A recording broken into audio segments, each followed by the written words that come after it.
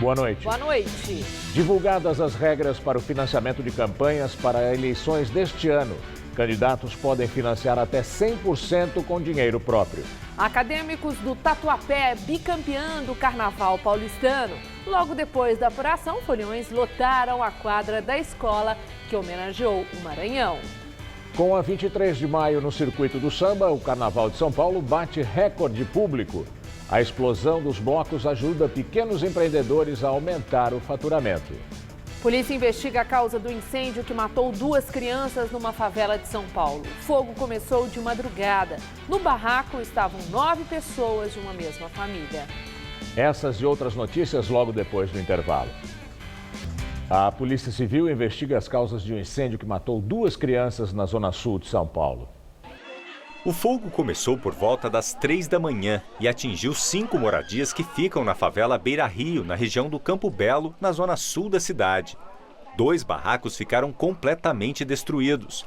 Em um deles estavam 9 pessoas da mesma família, entre elas uma idosa e 7 crianças.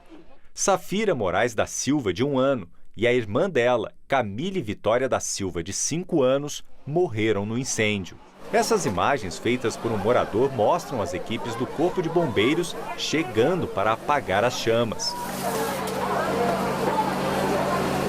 Jennifer mora na casa ao lado dos barracos que pegaram fogo. Eu estava dormindo, aí escutei o grito, socorro, socorro, socorro.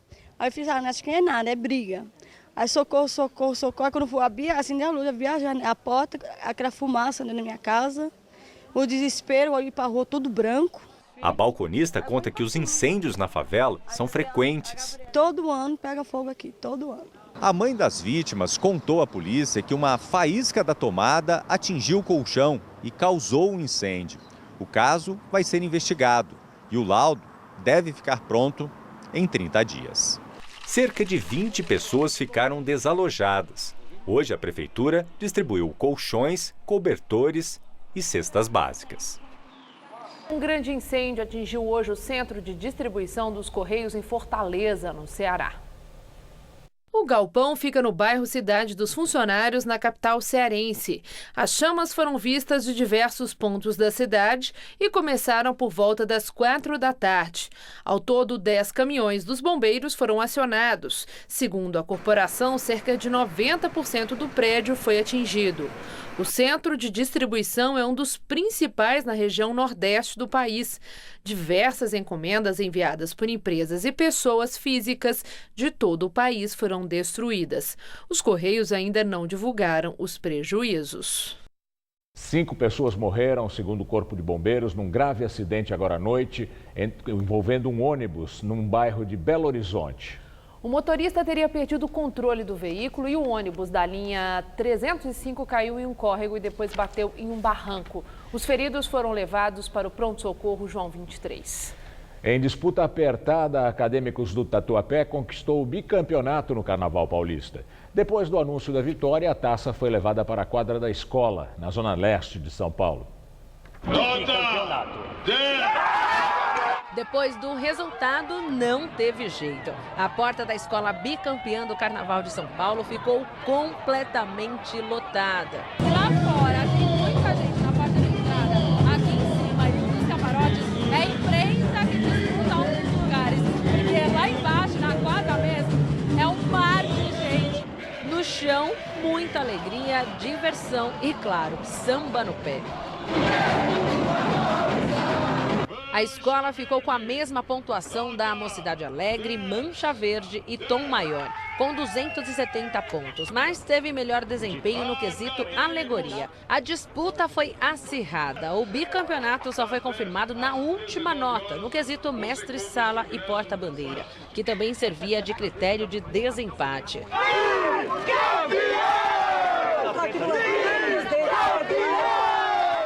A agremiação foi a quinta a cruzar o Sambódromo do Anhembi na sexta-feira, primeiro dia de desfiles do grupo especial. O desfile contou a história e as belezas do folclore e da cultura do Maranhão. Um dos destaques foi a bateria, que inovou ao incorporar a batida do reggae à percussão. Já a ala das baianas homenageou a Floresta dos Guarás, uma das maiores reservas florestais do estado. O nosso segredo A nossa diferença e a nossa sorte é ter o povo que a gente tem, o povo que trabalha, que enche a escola de carinho, enche a escola de amor, trabalha demais, se entrega, vai lá fazer mutirão, vai lá ajudar a gente a produzir o nosso espetáculo. Sem eles nós não somos ninguém, sem eles nós não somos nada. As escolas Independente Tricolor e Unidos do Peruche foram rebaixadas para o grupo de acesso do Carnaval de São Paulo. A diretoria da Independente Tricolor criticou a decisão da Liga das Escolas de Samba de punir a escola pelo uso de uma empilhadeira para rebocar uma das alegorias durante o desfile. O Carnaval, pelo que eu vi hoje, não é sério. Porque a gente tomar uma punição por uma quebra de equipamento, você já entra praticamente derrotado por uma disputa. Eu acho que a Liga teria que rever isso. Eu acho que uma punição, ela não pode ser ao extremo. A Águia de Ouro é a campeã do grupo de acesso. A Colorado do Brás ficou em segundo. No grupo estão Tatuapé, Mocidade, Mancha Verde, Tom Maior e Dragões da Real. As 5 primeiras colocadas do grupo especial. Elas voltam ao Sambódromo para o desfile das campeãs na sexta-feira. O desfile das escolas de samba do grupo especial acabou, mas nos próximos dias ainda tem muitos blocos de rua. Muita gente está aproveitando para faturar. Pequenos empresários que trabalham com moda conquistaram o gosto dos foliões. O hit da música em versão camiseta. A música da Anitta inspirou o Bruno na coleção de carnaval. E isso significou vendas. Em 3 semanas, o estilista comercializou cerca de 30 camisetas da temporada. Valores entre R$120 e R$150 cada. Fevereiro é um mês, teoricamente, um pouco parado. As pessoas voltam de férias, estão meio sem grana. E o carnaval ele levanta esse fevereiro que geralmente eu não contaria em vender tanto. Então, com essa onda toda de carnaval, né? Porque você vê, o carnaval de São Paulo agora está uma loucura. Então, funciona bem pra gente, assim. Nas redes sociais, os produtos com dizeres provocativos ganham espaço nesses dias. E porque é carnaval, tem mais cor, tem paetê e modelos mais cavalos. Todos feitos pela Monique e pelo Bruno, que passam o dia costurando. No Brasil inteiro. Mas carnaval eu vendi basicamente agora São Paulo e Rio. Acho que foi pra onde eu mais vendi. O pessoal se diverte com a ousadia do carnaval. Mas quem faz a festa mesmo são os microempreendedores, ainda mais com essa ajudinha extra do sucesso dos bloquinhos de carnaval aqui em São Paulo. Com bastante criatividade, tem muita gente ganhando dinheiro. A Roberta faz parte do bloco Não Tem do que Reclamar. Começou em dezembro a produção de pochetes e doleiras. Todas coloridas, com tecidos de qualidade e zíper reforçado. Não sobrou quase nenhuma. Justamente porque nessa época do ano aumenta o furto, de celulares e carteiras. Então é excelente, você guarda celular, você guarda dinheiro, documento e vai para a festa. A marca de produtos artesanais existe desde 2015 e funciona no quarto dela. Aqui ela desenha, corta, costura e faz a parte comercial pelo celular mesmo. Vende pelas redes sociais e já mandou para o Rio de Janeiro, Florianópolis e São Paulo. As bolsinhas custam a partir de R$38. E bem no meio do carnaval, a Roberta leva o negócio a sério. Já tem coelhinho de Páscoa saindo da máquina de costura dela. Já tem coelho de Páscoa. Dia das Mães, Natal, Carnaval, Dia das Mulheres. Sempre essas datas comemorativas é o que mais vende. Um balanço da Prefeitura mostra que São Paulo recebeu 8 milhões de pessoas no Carnaval. É o maior público já registrado neste período. O número de foliões corresponde ao período de 3 a 12 de fevereiro. O público acompanhou mais de 120 desfiles dos blocos de rua em todas as regiões, além dos palcos e o grupo especial no Sambódromo do AMB. A estimativa da Prefeitura é baseada em números fornecidos pelos blocos e pelo monitoramento feito pela Secretaria de Prefeituras Regionais, pela CET e pela Guarda Civil Metropolitana. Só a Avenida 23 de Maio, palco da festa pela primeira vez, recebeu quase 2 milhões de pessoas entre domingo e segunda-feira. O segundo dia de desfile do Grupo Especial do Rio de Janeiro também teve críticas e protestos. O destaque ficou com a Beija-Flor, que levou o drama da violência carioca para a avenida. Quem abriu o segundo dia de desfiles no Rio de Janeiro foi a Unidos da Tijuca, com o enredo Um Coração Urbano. Miguel, o arcanjo das artes, saúda o povo e pede passagem. Foi uma homenagem ao ator Miguel Falabella. Em 29 alas, a escola lembrou a infância, a vida no teatro, as novelas e as séries do ator. A Portela, uma das campeãs de 2017, quando dividiu o título com a Mocidade, levantou a Sapucaí com um enredo sobre refugiados. A escola chegou à concentração com gritos de "é campeã" e contagiou a arquibancada, que cantou o samba durante todo o desfile. A Portela tem o maior número de títulos no Grupo Especial do Rio, 22 no total. A terceira escola a entrar na avenida foi a União da Ilha do Governador. O enredo Brasil Bom de Boca despertou o paladar, mostrando os ingredientes, as cores e até os aromas da culinária brasileira. Acadêmicos do Salgueiro entrou na avenida em busca do 10º título, depois de 9 anos sem vencer. A escola fez um tributo às mulheres negras e buscou inspiração em um enredo que homenageou Chica da Silva, há 55 anos. Os 3.600 componentes das 34 alas representaram guerreiras, revolucionárias, mucamas, mães, artistas e escritoras negras. Misturando realeza e ciência natural, a Imperatriz Leopoldinense fez um desfile sobre os 200 anos do Museu Nacional do Rio de Janeiro. As alas foram inspiradas no filme Uma Noite no Museu e levaram para Sapucaí insetos, aves, fósseis e meteoros. A Beija-Flor de Nilópolis encerrou os desfiles. No enredo, corrupção, desigualdade, violência e intolerâncias de gênero, racial, religiosa e até esportiva formaram um cenário monstruoso. Um paralelo com o romance Frankenstein e os problemas sociais brasileiros. Na avenida, a escola encenou arrastões e vítimas de balas perdidas. Foram mais protestos depois dos desfiles que marcaram o dia anterior, do Paraíso do Tuiuti e da Mangueira.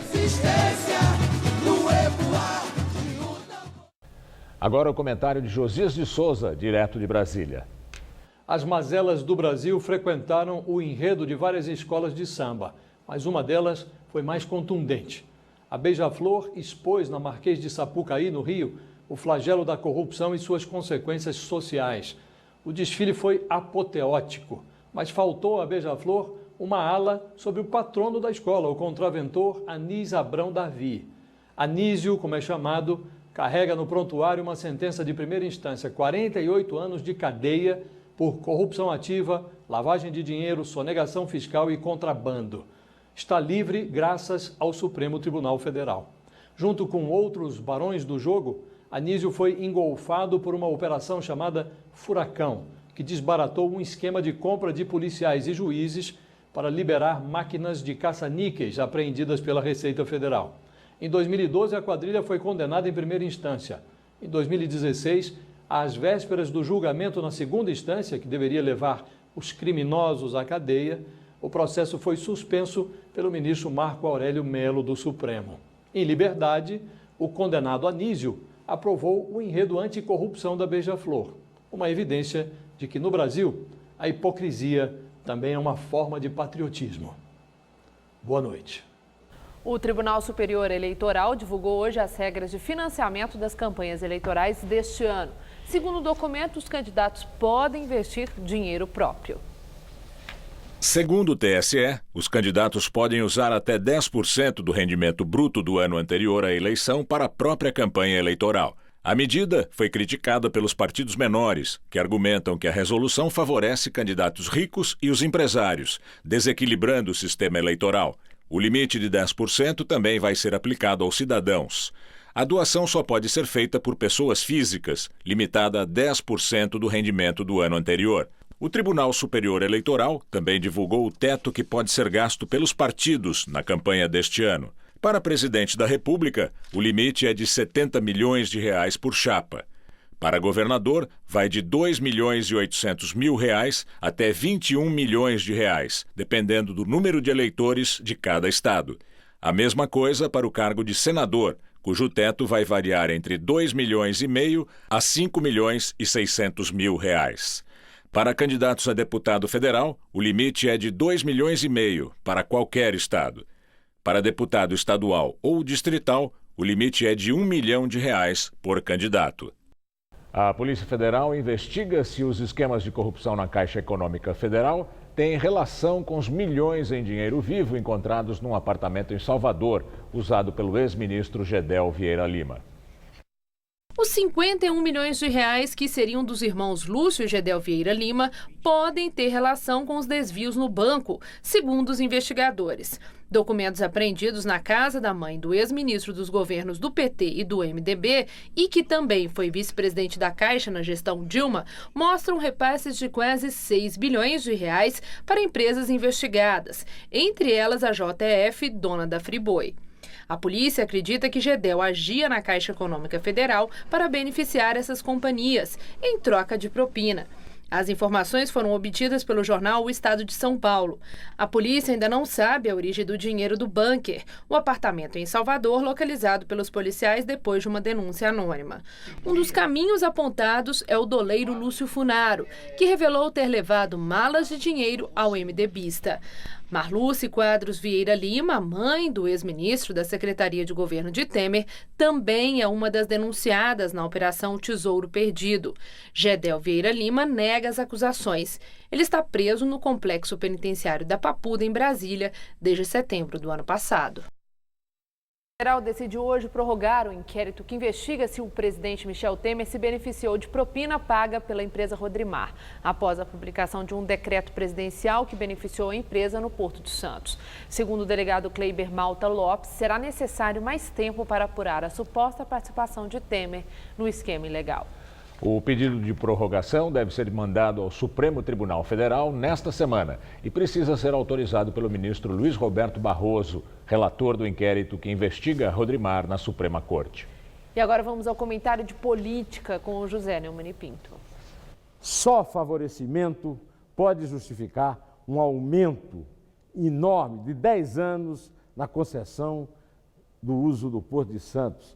E é o que decretou o que o presidente Temer assinou em maio do ano passado.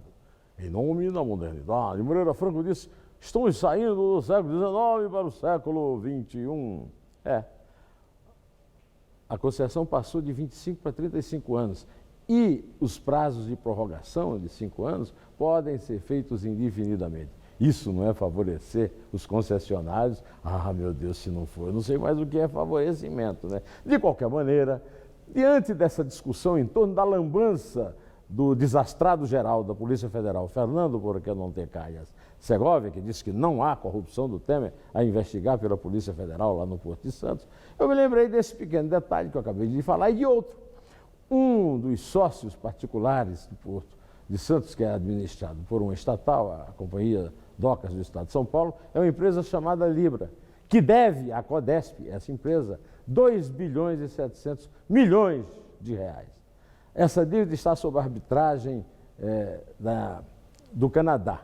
E a arbitragem está mantida sob completo sigilo nas mãos da Advocacia Geral da União, que negocia em nome da Codesp.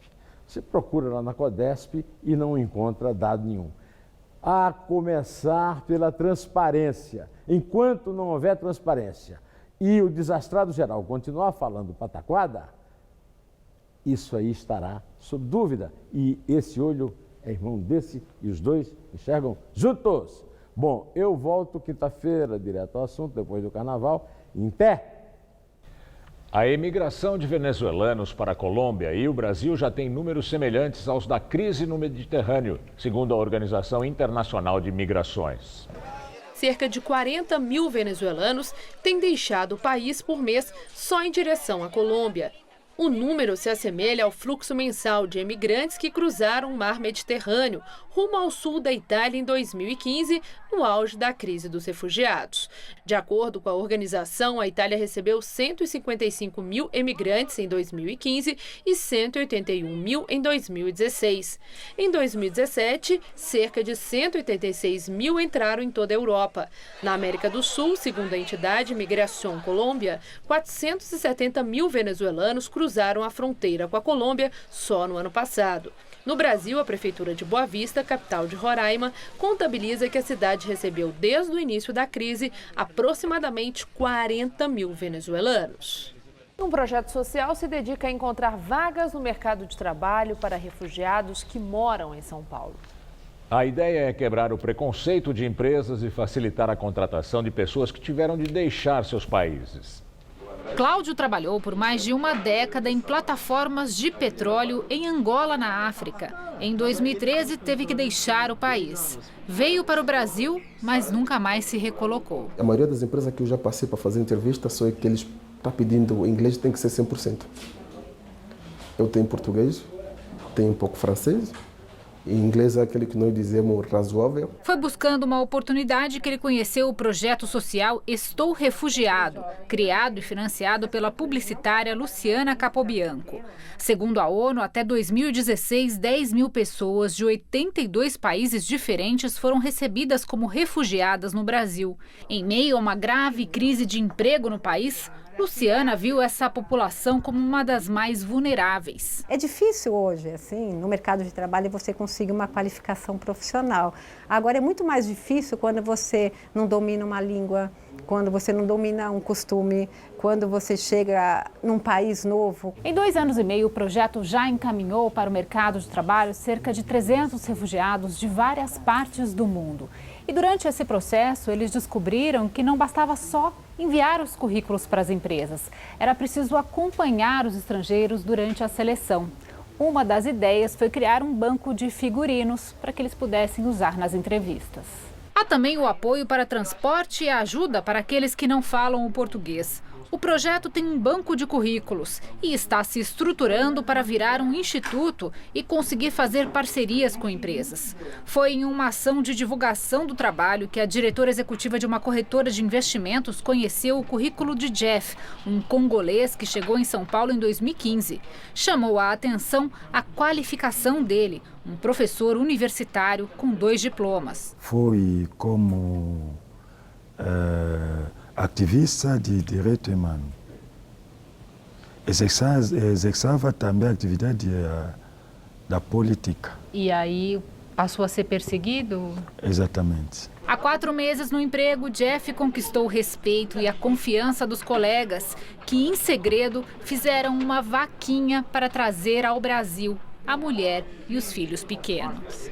O profissional que está do lado do Jeff e de outros refugiados que a gente tem, percebe que assim, o quanto ele fez para estar aqui, né? O quanto ele merece estar aqui pela sua competência e o quanto cada um de nós pode fazer a diferença, né? Então acho que isso é muito positivo para a empresa.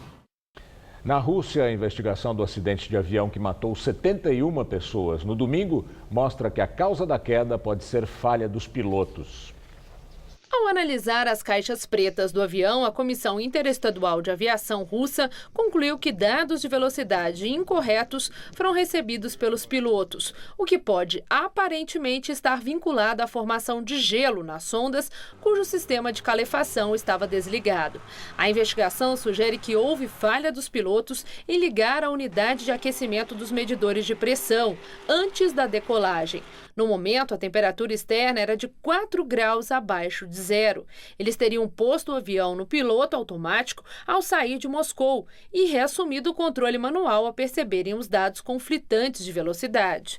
O avião ia para Orsk, na fronteira com o Cazaquistão, e caiu em um campo coberto de neve 6 minutos depois da decolagem. Morreram 65 passageiros e 6 tripulantes. A polícia de Israel recomendou ao Ministério Público do país que indicie o primeiro-ministro Benjamin Netanyahu em 2 casos de corrupção. Depois de 2 anos de investigações, a polícia diz ter reunido evidências suficientes para os indiciamentos. Há suspeitas de que Netanyahu esteja envolvido em 2 casos de suborno, fraude e abuso de poder. O premier teria recebido presentes de empresários e mantido conversas secretas com a diretora de um grande jornal, nas quais teria pedido uma cobertura de notícias a seu favor, em troca do controle de um jornal gratuito. Netanyahu nega os crimes e classifica as acusações como uma caça às bruxas dos meios de comunicação. A ministra da Justiça, Ayelet Shaked, já declarou que, caso seja acusado oficialmente, ele não será obrigado a renunciar. Na Coreia do Sul, Choi Soon-sil, pivô do escândalo que derrubou a presidente Park Geun-hye, foi condenada a 20 anos de prisão. Joy Sonsil, de 61 anos, é filha de um líder religioso e foi por décadas amiga íntima e confidente da ex-presidente.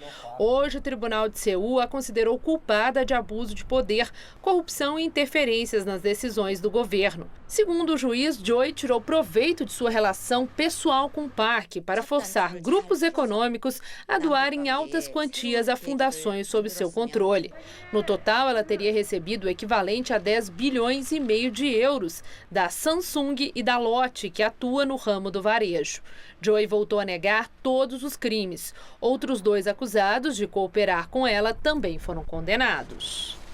O tempo fechou nesta terça-feira de carnaval em toda a faixa leste do estado de São Paulo. Aqui na capital a temperatura caiu consideravelmente e faz frio agora à noite. Vamos ver como fica o tempo amanhã com Mariana Armentano.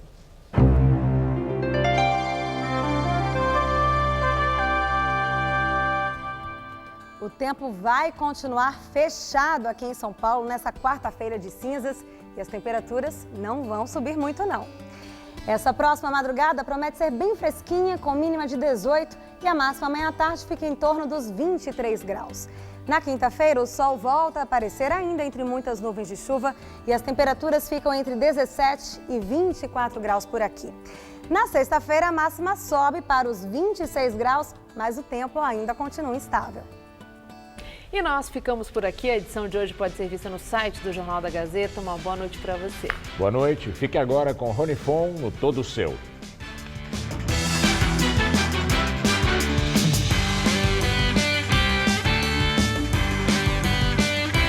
Nesta quarta, 9h30 da manhã, no Revista da Cidade, saiba como tratar infecções de pele.